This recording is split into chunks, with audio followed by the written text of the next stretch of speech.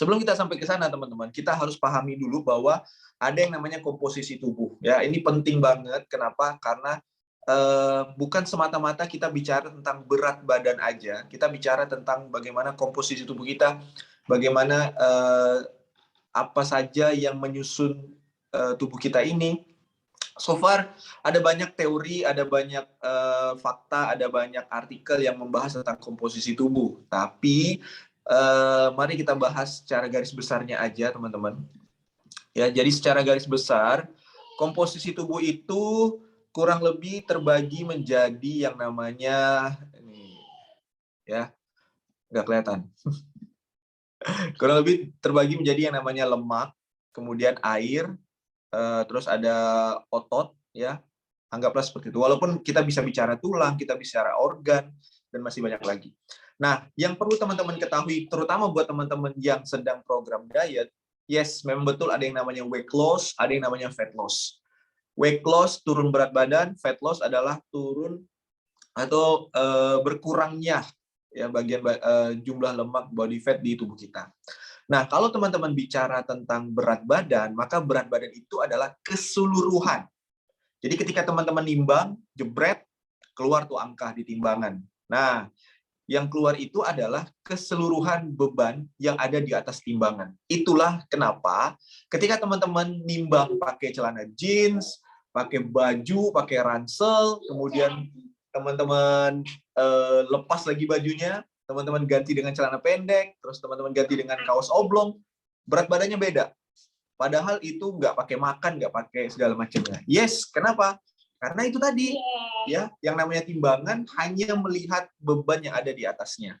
Nah, kecuali teman-teman punya alat yang bisa mengecek komposisi tubuh teman-teman. Oke, itu untuk berat badan. Kalau kita bicara fat loss, maka kita hanya bicara tentang yang namanya lemak, lemak yang berkurang di tubuh kita. Nah, jadi mana yang bagus, weight loss atau fat loss? So far, teman-teman, banyak orang yang bilang bahwa fokus utama kita adalah fat loss. Bagaimana kita mengurangi lemak di tubuh kita, lemak yang berlebihannya. Kenapa? Karena, teman-teman, bisa jadi teman-teman punya berat badan yang sama, tapi lemak di tubuh teman-teman itu beda. And ya. it's great. And it's great. Ada orang yang berat badannya sama-sama 60 kilo, tapi ternyata lemak di tubuhnya beda banget. Ada yang lemaknya berlebihan bisa sampai 30%, 40%. Ada juga yang lemaknya cuma 15% dan segala macamnya. Ambil contoh misalnya, contoh paling apa ya namanya ya? Contoh paling yang inilah paling amazing ya. Aderai. Aderai itu teman-teman kalau ditimbang menurut berat badan ideal dia obesitas. Aduh, kasihan banget ya kalau misalnya Aderai nimbang terus dia, aduh saya berlebihan berat badannya. Padahal teman-teman, kalau teman-teman perhatikan komposisi tubuhnya, itu body fat-nya mungkin bisa 5% atau 7% atau mungkin 10%. Terus massa ototnya tinggi. Tapi kalau pas ditimbang berat badannya. Nah, itulah sebabnya ada yang bilang bahwa kalau kita bicara fat loss, maka kita bicara penampilan. Kita bisa lihat seseorang yang fatnya berkurang dengan orang-orang yang fatnya berlebih, padahal berat badannya sudah ideal. Itulah sebabnya fokus utama kita sebenarnya adalah fat loss, bukan weight loss, ya, bukan hanya bicara tentang berat badan aja. Oke. Dan konsep yang kedua yang perlu kita ketahui bersama adalah yang namanya wanita dan pria itu punya komposisi tubuh yang berbeda, ya. Makanya teman-teman jangan, itu tidak adil. Ya, saya pengen Mas seperti kamu makan nasi bungkus, nasi padang tapi nggak naik berat badan. It's my dream Mas. Wah, ngomong sama suami gitu kan, ngomong sama pacar, ngomong sama pasangan, ya kan? Kenapa? Ya karena itu teman-teman komposisi tubuh antara pria dan wanita tuh is totally different. Terutama kalau kita bicara lemak dan massa otot, ya. Seperti yang teman-teman bisa lihat di sini bahwa kalau perempuan itu 27% lemak kira-kira ya lemaknya. Sementara kalau wanita pria itu dia mau YouTube, Beb. YouTube kata dia. YouTube. Sabar guys. Dia mau YouTube nih, YouTube. Nah, dah. Sama Mi. Nah, tuh. Ya, jadi teman-teman, itulah komposisi tubuh. Balik lagi, kalau kita bicara wanita, wanita itu lemaknya lebih banyak dibandingkan ototnya. Sementara pria itu ototnya lebih banyak dibandingkan lemaknya. Kenapa? Karena yang punya tugas mulia untuk melahirkan, untuk menyusui, untuk ngemong anak dan segala macamnya, itu adalah wanita. Ya, jadi lemak-lemak di tubuh wanita yang berlebihan itu dipersiapkan supaya teman-teman bisa ready pada saat nanti teman-teman menyusui dan teman-teman proses melahirkan. Makanya lemaknya lebih banyak dibandingkan pria. Kalau kita bicara massa otot yang lebih banyak dibanding pria, maka itu seperti teman-teman yang mengebakar kalorinya lebih banyak. Itulah sebabnya pria itu lebih cepat mendapatkan berat badan ideal kalau misalnya mereka program diet ya dibanding teman-teman wanita. Bahkan ada satu penelitian juga yang mengatur semuanya sama, olahraganya sama, pola makannya sama antara pria dan wanita. Ternyata hasilnya adalah beda. Padahal semuanya udah dibuat sama, teman-teman. Semua perlakuannya sama, yang dimakan sama, olahraganya sama. Semuanya dibuat sama nih antara pria dan wanita. Terus dilakukan program diet. Hasilnya beda. Kenapa? Karena massa otot pria lebih banyak dibanding massa otot wanita. Itu bukan it's not fair ya, memang itu sesuatu yang tidak bisa dirubah, teman-teman. Oke. Nah, sekarang kita bahas tentang balik ke topik utama kita ya. Topik utama kita adalah gimana sebenarnya dari fat distribution ya, fat distribution. Sebentar, saya cari dulu fat distribution. Nah, ini dia. Jadi teman-teman, body fat distribution ini adalah sesuatu yang di luar kemampuan kita. Sekali lagi, ya, di luar kemampuan kita. Kita kita nggak bisa atur makanan yang kita makan itu, minuman yang kita minum, terus kalorinya berlebih, terus dikonversi jadi lemak oleh tubuh, terus kita atur. Lemaknya nempel di bagian kuping aja misalnya. Jadi kupingnya gede ya. Atau gimana kalau saya atur lemaknya di bagian jempol kaki aja? Ya, jadi saya bisa pakai sepatu, nggak kelihatan lemaknya. Nggak bisa, teman-teman. Seperti halnya juga yang waktu itu pernah kita bahas tentang spot reduction. Ya, spot reduction itu adalah apa ya namanya? Istilah yang digunakan untuk menghilangkan lemak di bagian tubuh tertentu. Nah, misalnya ambil contoh 10 olahraga untuk menghilangkan lemak di bagian perut. Nah, teman-teman lakukan olahraga itu, teman-teman nggak atur pola makan, teman-teman nggak atur pola tidur, air putih dan segala macamnya, nggak akan hilang lemak itu. Ya, jadi spot reduction juga sama. Kadang kan banyak orang juga yang nanya, Kak, tolong dong, ada nggak olahraga yang buat ngecilin paha? Jawabannya belum ada, teman-teman. Kenapa? Karena ketika teman-teman berolahraga, hampir semua bagian otot tubuh teman-teman, sistem rangka itu ikut bergerak. Ya, walaupun ada olahraga yang menyasar otot bagian tubuh tertentu, memang ada, ya, menyasar otot di bagian tubuh tertentu. Tapi menghilangkan lemak di bagian tubuh tertentu, nah itu keliru tuh, ya. Spot reduction sampai saat ini masih jadi pro kontra juga, tapi at least silakan teman-teman pakai logikanya aja ya. Kalau kita nggak bisa atur lemak di mana, berarti kita juga nggak bisa atur lemak bagian mana yang hilang. Nah, itu sih menurut saya, nggak tahu menurut teman-teman ya. But it's okay, kita nggak akan debat kusir tentang itu. Jadi kita akan bahas tentang everything you need to know about fat types, location, and keeping it off. Itu artikelnya artikel yang kita bahas ini terbitnya tahun 2018, teman-teman. Ya, seperti yang teman-teman ketahui semua bahwa tidak ada yang saklek, tidak ada yang pasti dengan yang namanya ilmu. Hari ini bisa A, besok bisa B, besok lagi bisa balik A, besok lagi bisa balik C. Karena memang ilmu selalu berkembang. Maka dari itu ada baiknya dalam hal ini kita bicara tentang diet ya, dalam hal ini kita bicara tentang olahraga, kita jangan terlalu pro, jangan terlalu kontra. Usahakan untuk selalu berada di tengah-tengah supaya kita bisa punya perspektif yang lebih luas melihat sesuatu. Ya, kalau kita terlalu pro, tiba-tiba nanti tahun depan itu salah, nah lo malu sendiri kan.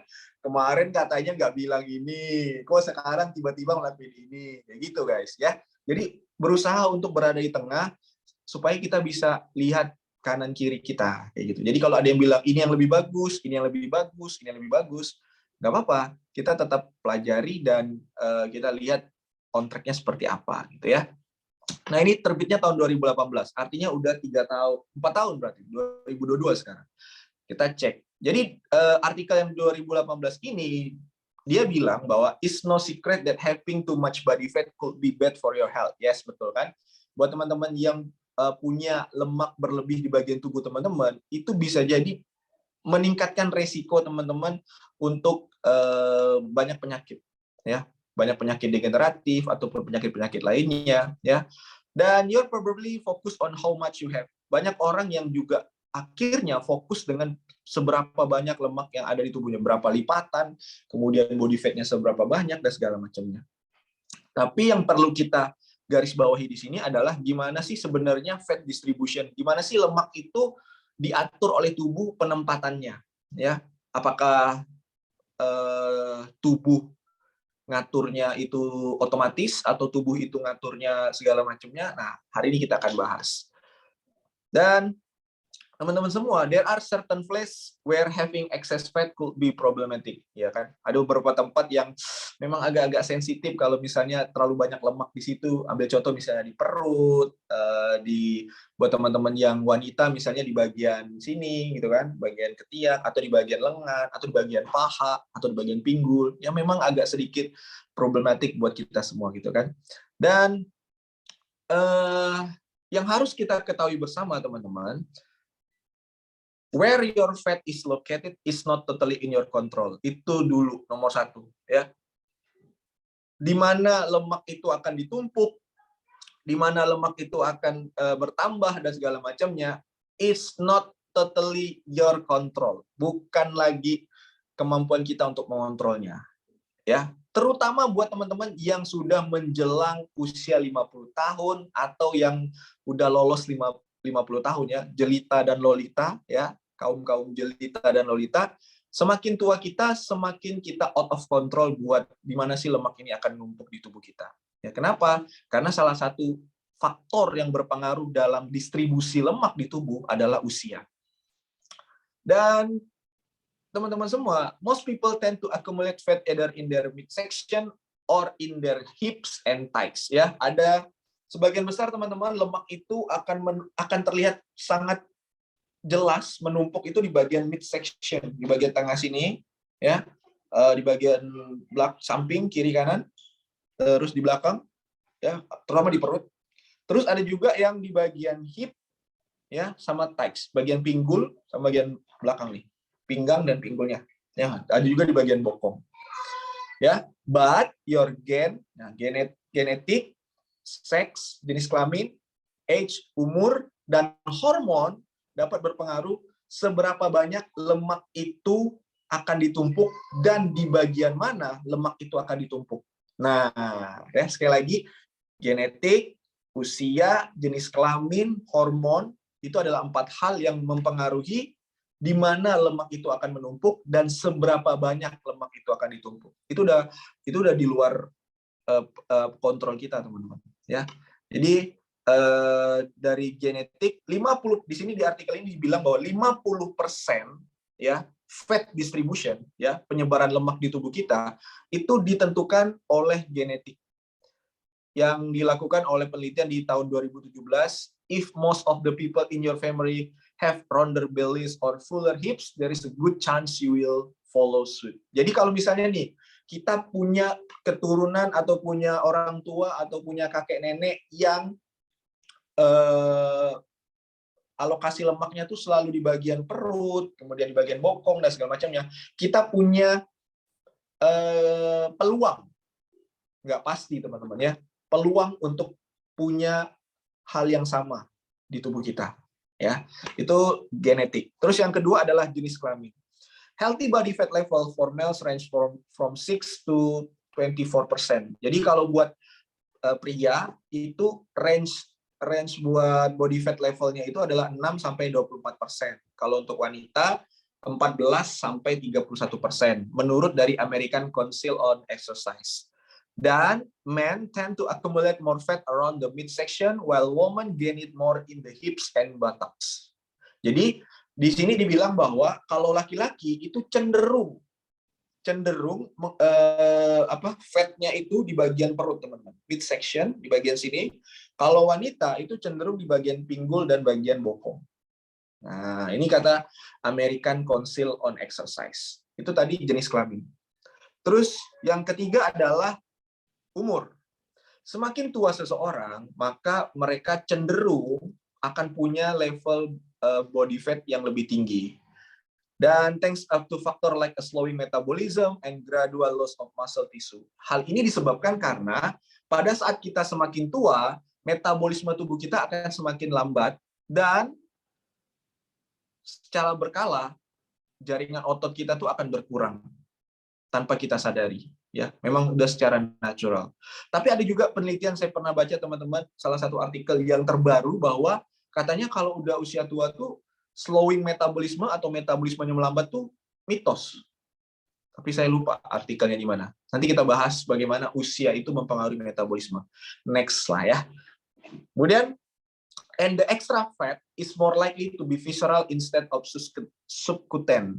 Jadi gini, teman-teman, lemak itu ada dua. Lemak yang di bawah kulit, namanya subcutaneous fat. Ada juga lemak yang menumpuk di bagian organ-organ dalam tubuh kita, di ginjal, di paru-paru, jantung dan segala macamnya, di hati terutama ya. Makanya ada yang namanya fatty liver ya, lemak yang menumpuk di bagian hati, itu namanya visceral fat.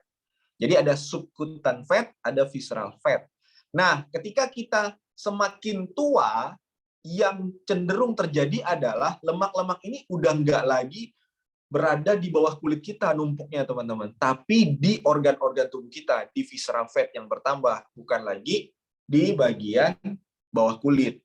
Ya, makanya kalau ada orang yang udah tua terus kulitnya udah mulai kendur, ya itu karena lemaknya udah bukan lagi ditumpuk di bawah kulit, tapi lemaknya udah di dalam organ-organ tubuhnya, ya. Oke. Kemudian yang keempat adalah hormon. Berat badan dan hormon are commonly linked. Nah, jadi kalau kita bicara berat badan sama hormon itu selalu berhubungan. Itulah sebabnya buat teman-teman yang wanita yang premenstruation syndrome atau yang lagi menstruasi atau yang after menstruasi, berat badan akan fluktuatif. Kenapa? Karena pada saat menstruasi itu terjadi ketidakseimbangan hormon, teman-teman, fluktuatif. Secara tidak langsung, hal itu juga akan berpengaruh terhadap berat badan teman-teman. Makanya kalau ketika teman-teman mau pas nimbang pada saat teman-teman lagi mens atau pada saat teman-teman lagi PMS, kok beratnya kok naik turun ya? Ya memang gitu. Ya, dan itu normal. It's okay ya. Jadi nggak perlu makin stres dengan kondisi seperti itu, ya. Even more so in your 40. Bahkan ketika teman-teman usia 40 tahunan pun hormon juga akan tetap berpengaruh dan punya hubungan dengan berat badan teman-teman, ya. This is due the natural decline of hormones like testosterone and estrogen. Nah, hal ini disebabkan salah satunya adalah karena kerja hormon testosteron di pria dan kerja hormon estrogen di wanita. Ya, itu nomor satu. Nomor satu adalah kita nggak bisa kontrol di mana lemak tubuh akan menumpuk. Ya, kenapa? Karena hal ini dipengaruhi oleh genetik, dipengaruhi oleh jenis kelamin, dipengaruhi oleh hormon, dan dipengaruhi oleh usia. Oke. Kemudian poin nomor 2 adalah there is more than one type of body fat to pay attention to. Selama ini kan kita bicara tentang lemak. Padahal teman-teman ada banyak jenis lemak yang perlu teman-teman ketahui. Ya, believe it or not, there are 3. Ada 3 jenis lemak. Saya baru baca juga kemarin ada pink fat juga, teman-teman. Ada lemak pink. Nanti kita akan bahas lah ya. Not only does each one have a different function, they are located in different parts of your body. Jadi ada jenis jaringan lemak. Yang pertama adalah jaringan lemak subcutaneous. Tadi saya udah bicara. Subcutaneous ini all over but mostly around butt, hips, and thighs. Ya, di bagian bokong, di bagian pinggul, terus di bagian paha itu biasanya lebih banyak ditemukan jaringan lemak ini di bawah kulit. Kemudian ada visceral fat. ya lemak yang ada di organ-organ tubuh kita. Itu around apps but can be feel. Nah, bedanya subcutaneous sama visceral fat adalah kalau visceral fat kita nggak bisa ngerasa, nggak bisa cubit. Tuh, kalau ini kan kita bisa cubit. Tara, this is subcutaneous. Di bagian biasa double chin, ini subcutaneous, bisa cubit teman-teman. Makanya cara paling sederhana untuk mengetahui apakah kita harus segera diet atau tidak adalah dengan cubit, cubit, cubit, cubit, cubit. Tara. Tara, cubit. Nah, kira-kira kalau udah segini, ya, cubit bagian perut, tara, tara. Nah, kalau udah segini, nah, itu udahlah, ya. Makanya, kira-kira saya harus diet nggak? Ya, cubit aja dulu, cubit. Kalau segini, gedenya, udahlah, diet ya. Apartemen, masya Allah. Ada yang bilang apartemen. Ini jadi ingat Bu Arma ya, Bu Arma bilangnya apartemen. Oke, berikutnya adalah brown fat, teman-teman. Brown fat ini biasanya lebih banyak ditemukan di bagian shoulder, ya, sama di bagian chest, di bagian shoulder sama bagian chest. Ini brown fat kata artikelnya. Subcutaneous itu sit on top of your muscle, right underneath your skin. Nah, jadi subcutaneous atau lemak di bawah kulit itu berada di atas otot kita, teman-teman. Makanya ada yang bilang bahwa sebenarnya kita tuh udah punya six pack, guys. Hanya saja tertutup lemak. Jadinya one pack gitu kan. Six pack kita sudah ada six pack sebenarnya ya. Jadi otot-otot kita itu ditutupin lemak, teman-teman, lapisan lemak. Jadi semakin banyak kalori berlebih yang tidak kita bakar, otomatis dikonversi menjadi jaringan lemak. Jadinya numpuk jadi layer bertambah segala macam. Ya, it's the kind you can poke or pinch, often around your butt, hips, and or thighs. This makes up about 90% of our fat stores. Jadi kalau kita bicara subcutaneous fat atau lemak di bawah kulit, itu kurang lebih ada 90%. 90% lemak kita tuh akan ditumpuk di bagian subcutaneous, teman-teman. Mau di bawah sini, di pipi kayak, atau di sini, di belakang, terus di bagian kiri kanan, depan, paha, pokoknya di situ semua lemak akan disimpan, teman-teman. Yang kedua adalah visceral fat. Visceral fat sit deep inside the abdominal cavity. It surrounds vital organ like liver, intestine, and heart. Jadi visceral fat biasanya ada di liver, hati, intestine, bagian usus, sama di bagian jantung. Unlike subcutaneous fat, you can touch or feel it, but it can pose serious health risk. Ya, jadi kalau kita bicara visceral fat, teman-teman, maka kita bicara banyak sekali resiko penyakit yang disebabkan oleh yang namanya visceral fat. Ya, salah satunya adalah fatty liver. Ya, teman-teman pasti sering dengar, atau stroke, jantung, sakit jantung dan segala macam, itu sebabkan visceral fat. Tubuh jantungnya terlalu banyak lemak. Ya. Kemudian yang ketiga adalah brown fat. Brown fat is a special type of fat that actually help the body burn extra calorie to stay warm. Nah, makanya teman-teman, kalau teman-teman perhatikan, kok anak kecil tuh atau bayi tuh lebih tahan dingin dibandingkan kita yang udah dewasa. Kenapa? Karena ternyata bayi itu brown fat-nya lebih banyak, teman-teman. Sehingga itulah yang menjaga kondisi tubuh bayi itu jadi tetap hangat dibandingkan kita yang sudah tua ini. Karena kenapa? Karena baby have a lot of brown fat, but adult have small amounts too, mostly around the shoulder and chest area. Nah, jadi ada satu penelitian menunjukkan bahwa di antara 5 laki-laki ditemukan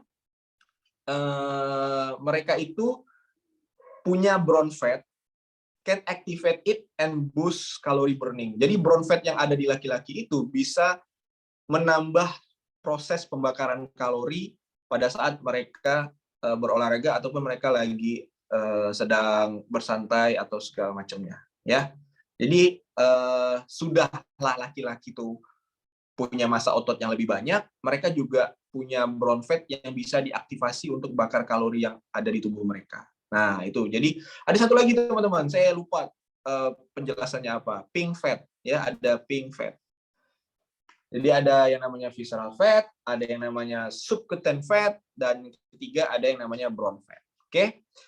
Berikutnya adalah subcutaneous, the pinchable kind actually has some important benefit. Ini yang perlu kita pahami bersama bahwa lemak itu tetap dibutuhkan oleh tubuh, teman-teman. Ya, jaringan lemak itu tetap dibutuhkan oleh tubuh. Salah satu cara untuk tubuh tetap bisa melakukan aktivitas, ya salah satunya adalah dengan bantuan lemak. Jadi sangatlah miris kalau teman-teman bilang teman-teman nggak butuh lemak. Salah satunya adalah lemak itu merupakan pelarut vitamin A, D, E, dan K. Jadi kalau teman-teman nggak ada lemak atau teman-teman kurang lemak baiknya, maka vitamin yang masuk itu ya nggak akan dilarut dalam tubuh dan nggak akan diserap oleh tubuh. Jadi cuma lewat doang, vitamin A, vitamin D, vitamin E, vitamin K. Ya, subcutaneous fat is basically store energy. Small amount of it can be more helpful than you think. Ya, subcutaneous atau lemak di bawah kulit itu salah satu fungsinya adalah untuk menyimpan energi cadangan. Ya, it pumps up hormone like leptin, which signal to the brain that you are full and don't need to keep eating. Dan salah satu hormon yang mengatur rasa kenyang, dalam hal ini disebut dengan hormon leptin, itu dikeluarkan oleh jaringan lemak.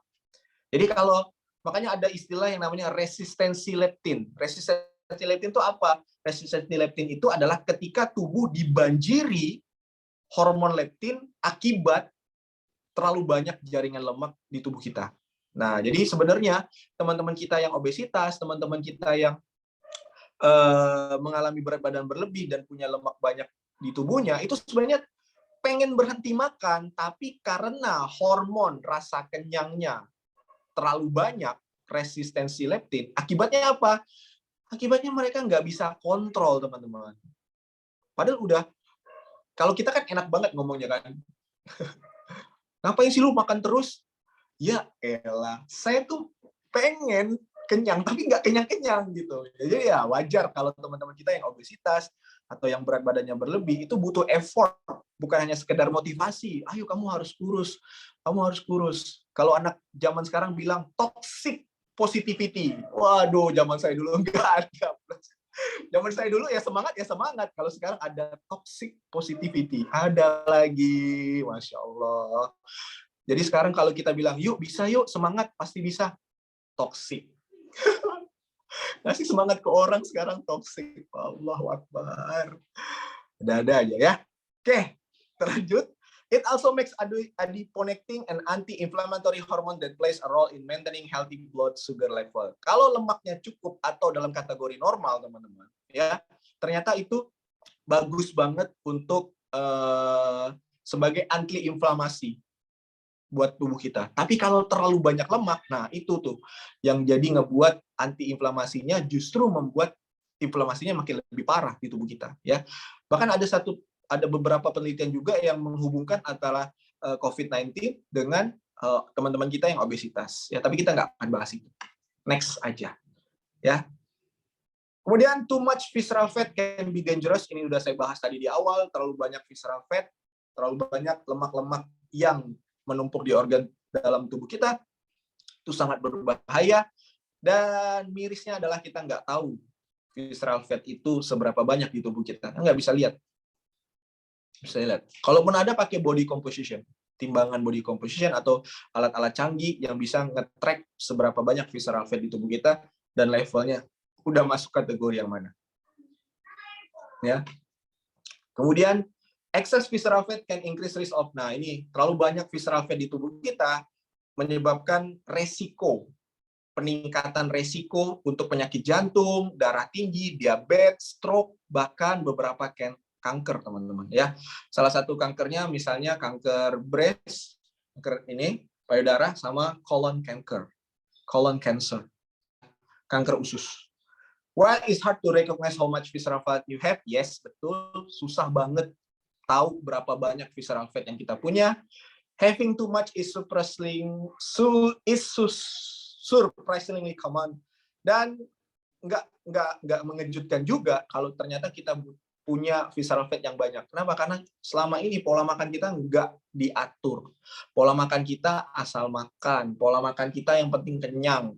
Kita nggak melihat apa yang kita makan, kita nggak melihat segala macam. Yang kita lihat tuh volume, porsi, harga, rasa, dan segala macamnya. Jarang sekali kita bicara tentang komposisi makro, mikro, dan segala macamnya. Ya. Bahkan teman-teman, beberapa penelitian menunjukkan bahwa 44% wanita dan 42% laki-laki itu punya visceral fat yang berlebih, atau dalam hal ini masuk udah kategori udah membahayakan ya. The most precise way to measure the amount in your body is with an MRI or CT scan. Nah, ini ya, ada salah satu cara untuk mengukur visceral fat dengan presisi yang lumayan bagus banget, teman-teman. Katanya bisa gunakan MRI atau CT scan, ya. Oke. Nah, tapi di sini dibilang bahwa ada satu cara yang teman-teman bisa memprediksi atau melakukan pengukuran gimana sih sebenarnya visceral fat kita itu, yaitu dengan mengukur waist circumstance, ya, mengukur pinggang. Kalau lebih dari 35 inci itu untuk laki-laki, kalau untuk perempuan itu 40 inch, ya. Jadi kalau udah lebih dari 35 inci, kalau nggak salah 80 cm atau 90 cm itu untuk pria, kalau untuk wanita itu 70 sampai 80 cm. Kalau saya nggak salah, nanti kita coba koreksi, kita cek lagi ya. Nanti kalau teman-teman udah ukur terus udah berlebihan, udah guys, udah langsung ya, langsung banyak-banyak evaluasi dan refleksi, udah ya. Karena saya baru aja diskusi tadi malam sama teman yang bilang bahwa kalau kita atur-atur pola makan tuh nggak nikmati hidup. Terus saya bilang, kecil banget definisi nikmati hidup hanya lewat makanan. Jadi menurut dia dengan makan seenaknya, dengan makan semuanya boleh dimakan, itu udah menikmati hidup. Waduh. Padahal lebih dari itu kan. Tapi kita itu pendapat orang, kita nggak bahas lah ya. Terus yang nomor 5, teman-teman, BMI is not always the best predictor of healthy body fat level. Ini yang saya bilang tadi teman-teman di awal. Yes, memang betul ada yang namanya tabel berat badan ideal. Yes, memang betul ada kategorisasi menurut perhitungan kita itu masuk underweight, overweight, atau kita itu masuk obesity, atau kita nggak obesity, atau kita normal. Salah satunya dengan BMI, teman-teman. Nah, BMI ini menggunakan tinggi badan dan berat badan di rumusnya, ya. Maka dari itu di artikel ini bilang nggak harus pakai BMI juga untuk memprediksi kita itu punya body fat level yang sehat atau enggak. Seperti yang saya bilang tadi, bahkan BMI ini kalau kita gunakan ke teman-teman yang binaragawan, mereka udah pasti masuk kategori obesitas. Kenapa? Karena berat badan mereka berlebih. Padahal yang ngebuat berat badan mereka berlebih adalah komposisi tubuh otot mereka lebih banyak, lebih tinggi. Sehingga mereka cenderung masuk ke kategori obesity atau berat badannya berlebih. Ya, saya ambil contoh tadi, Aderai. Aderai itu kalau ditimbang teman-teman, terus diukur dengan BMI, masuk obesitas beliau. Aderai obesitas? Enggak dong. Ya. Jadi BMI, apakah BMI tidak boleh? Boleh. Tapi tidak bisa dijadikan salah satu acuan untuk teman-teman mengukur teman-teman itu sehat atau tidaknya hanya dari BMI aja. Oke? Dan seperti yang tadi saya bilang juga bahwa beberapa penelitian menunjukkan 22% pria dan 8% wanita yang normal berat badannya ternyata punya visceral fat lebih tinggi, teman-teman. Hore, bebe saya ideal. Tapi ternyata komposisi tubuhnya tidak menunjukkan ideal berat badannya. Ya, lemaknya masih tinggi, massa ototnya kurang banget massa ototnya, airnya juga kurang. Ternyata yang buat dia masuk ideal adalah lemaknya masih tinggi.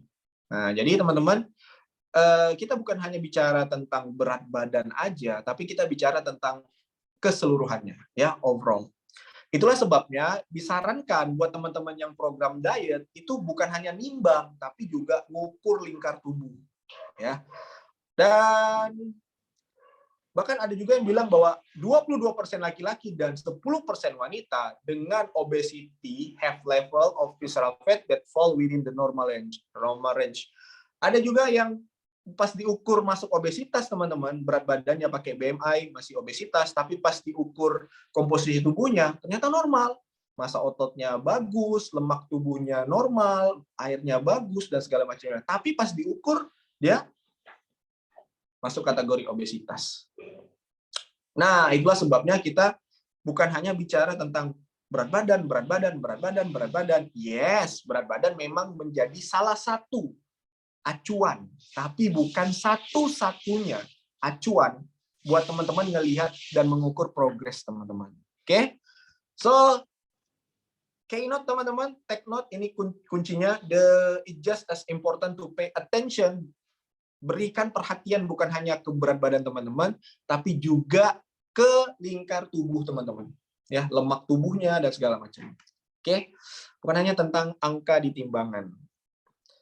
Terus nomor 6 ada your lifestyle factor can affect how much visceral fat build up. Ya, semakin lifestyle gaya hidup kita semakin nggak beraturan, pola makan nggak beraturan, pola tidur nggak beraturan, semua yang kita makan juga nggak beraturan, semua yang kita minum juga nggak beraturan, nggak jelas segala macamnya. Secara tidak langsung kita sendiri yang ngebuat diri kita menjadi orang yang punya lemak tubuh dan lemak visceral berlebih. Kita sendiri, guys. Kita sendiri. Kan nggak mungkin tiba-tiba tangan, kita lagi ngetik, tiba-tiba tangan jalan sendiri ngambil gorengan. Nggak mungkin. Pasti kan kita lihat dulu, set, ada gorengan nih. Diproses, hati ngomong, ayo, ayo, ayo. Otak bilang, kalau nggak diambil segera habis nih. Hati bilang, ayo, jangan. Katanya mau atur pola makan. Otak bilang, diet masih bisa mulai Senin. Akhirnya kita ambil keputusan.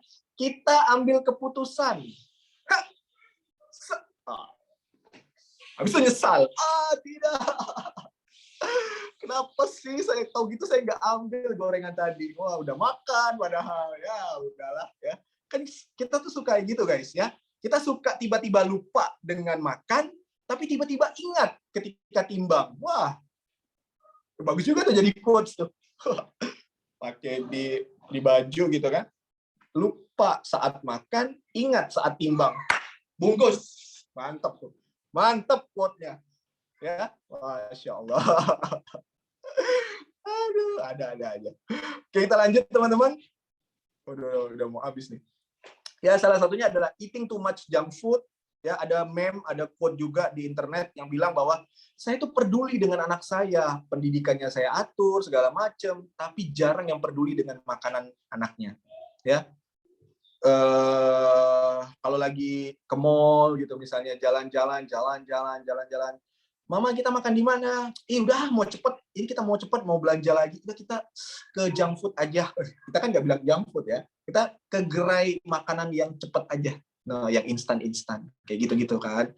Jadi kita terlalu banyak junk food teman-teman. Bahkan teman-teman di Indonesia selama kurun waktu 2020 sampai 2021 gerai junk food tuh makin meningkat ya. Kenapa? Karena ada supply and demand, ada kebutuhan. Masyarakat konsumen kita tuh paling suka dengan yang makanya junk food. Ya. Terus being sedentary, ini mager, malas gerak, nggak ngapa-ngapain, ya. Pokoknya ini janganlah teman-teman ya, terlalu banyak. Bahkan pemerintah pun udah bilang, bahkan WHO teman-teman di artikel bilang, di salah satu artikel di WHO ya, Organisasi Kesehatan Dunia bilang bahwa salah satu penyebab kematian di dunia itu adalah mager. Ya, malas gerak. Jadi teman-teman yang mager, coba sekarang lebih banyak bergerak ya. Letting stress get off control, terlalu stress levelnya terlalu tinggi dan segala macamnya. Ya, sebenarnya sekarang pun kita udah mulai aware kan bahwa yang namanya ke psikolog untuk bercerita segala macamnya nggak apa-apa gitu.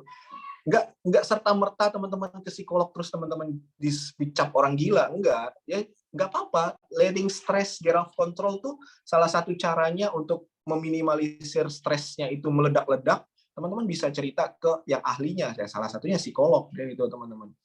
Jadi teman-teman bisa cerita, bisa mencurahkan hati teman-teman dan segala macamnya ke orang-orang yang ahli di bidangnya. Jadi teman-teman bisa cari penyebabnya segala macam. It's okay, no problem ya. Kemudian Ini adalah salah satu poin terakhir teman-teman yang kita akan bahas adalah 6 ways to achieve healthier fat distribution. 6 cara yang bisa kita gunakan untuk supaya distribution fat kita ini lebih sehat lah di tubuh kita ya. Nomor satunya itu adalah choose complex carbs and protein ya. Buat teman-teman yang udah mulai atur pola makan dan segala macamnya, coba perhatikan apakah asupan teman-teman seharian itu karbo plus karbo plus karbo ya. Makan nasi putih, lauknya nasi goreng. Makan nasi putih, lauknya nasi goreng. Ya, atau makan nasi, lauknya mie. Nah, itu teman-teman cek. Apakah ada protein yang cukup, protein harian yang cukup di pola makan teman-teman. Ya, terus kurangi, bukan hindari teman-teman, kurangi karbohidrat yang sederhana, yang terlalu banyak gula dan segala macamnya. Boleh, tapi jangan terlalu berlebihan. Coba kompleks carbs ya, seperti gandum, buah-buahan, segala macamnya, itu boleh banget. Terus eat healthy fats. Mau dapetin lemak yang sehat di tubuh kita, otomatis kita butuh asupan lemak baik juga, teman-teman. Ya. Kemudian olahraga 30 menit sehari, atau kalau kata pemerintah 150 menit dalam seminggu, itu it's okay, no problem, lakukan aja, no problem ya. Terus keep your stress in check. Ini penting banget buat teman-teman yang ngalamin stres. Nggak ada salahnya untuk teman-teman ke psikolog atau teman-teman cerita buat menurunkan atau mengatur level stres teman-teman. Kemudian get 6 to 7 hours of sleep every night. Usahakan untuk dapetin kualitas dan kuantitas tidur yang cukup. Dan ini buat yang minum alkohol ya, batasin alkohol intake-nya. Nah, ya. Itu tadi 6 cara buat teman-teman itu mengatur distribusi fat di tubuh teman-teman. Oke, so itu tadi aja yang bisa kita bahas pada pagi hari ini, teman-teman. Intinya adalah poin nomor 1 yang paling penting. Kita nggak bisa atur lemak numpuk di bagian mana di tubuh kita. Nggak bisa. Nggak bisa. Ya. Jadi, it's a bad news? No. It's a good news? Yes. Ya, jadi teman-teman bayangin kalau misalnya kita sendiri bisa ngatur lemak ditumpuk di tubuh kita, wah beda-beda nanti orang-orang. Ada yang lemaknya di bagian sini, ada yang lemaknya di bagian sini, ada yang lemaknya di bagian sini, ada yang lemaknya beda-beda. Maka dari itu, biarkanlah genetik, biarkanlah usia, biarkanlah hormon, biarkanlah jenis kelamin yang mengaturnya secara otomatis. Ya, teman-teman semua. Kita hanya bisa kontrol apa yang bisa kita kontrol. Buat hal-hal yang nggak bisa kita kontrol, nggak usah dikontrol. Kenapa? Nggak, percuma juga, nggak bisa kita kontrol. Jadi kontrol aja apa yang bisa kita kontrol, ya. Air putih, pola makan, olahraga, pola tidur, itu kan sesuatu yang bisa kita kontrol, teman-teman. Sesuatu yang bisa kita atur. Nah, jadi kita fokus aja pada hal-hal tersebut. Kita nggak usah musingin hal-hal yang nggak bisa kita kontrol. Ini kenapa sih? Kenapa nggak ini, nggak itu? Nggak bisa kita kontrol. Ya, percuma. Oke, terima kasih teman-teman. Kita akan ketemu lagi di next session berikutnya. Kita akan ada banyak bahas. Buat teman-teman yang mau request kita bahas apa, silakan nanti teman-teman boleh tulis aja di kolom komentar atau di kolom chat atau di grup. Teman-teman tulis, kita bahas ini dong. Kita bahas. Ya, terima kasih. Have a nice day. Stay active, stay healthy, dan ingat guys, jangan lengah taati protokol kesehatan. Penting banget. Oke? Bye-bye.